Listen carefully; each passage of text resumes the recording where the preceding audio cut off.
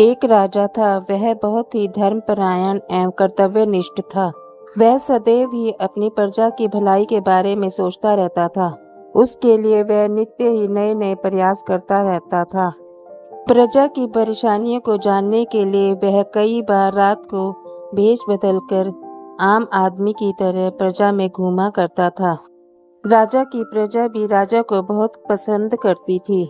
जब राजा भेष बदलकर प्रजा के बीच में जाता तो कोई भी उसे पहचान नहीं पाता था।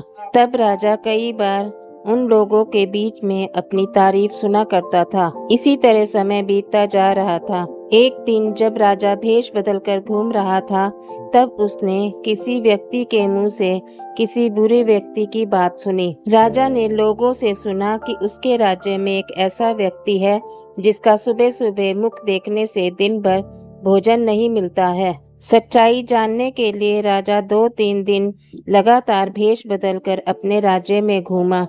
राजा ने सोचा कि ये लोग व्यर्थ ही उस व्यक्ति की निंदा कर रहे हैं, लेकिन यदि ये लोग सच कह रहे हैं तो सच्चाई का पता कैसे लगाया जाए। सच्चाई जानने की इच्छा से उस व्यक्ति को राजा ने अपने महल में सुलाया। दूसरे दिन राजा की व्यस्तता ऐसे बढ़ी कि राजा शाम तक भोजन नहीं कर सका। इस बात से क्रुद्ध होकर राजा ने उसे तत्काल फांसी का दंड देने का ऐलान कर दिया। जब उस व्यक्ति से फांसी से पहले उसकी आखिरी इच्छा पूछी गई तो उसने कहा, मैं राजा से मिलकर कुछ बात करना चाहता हूँ।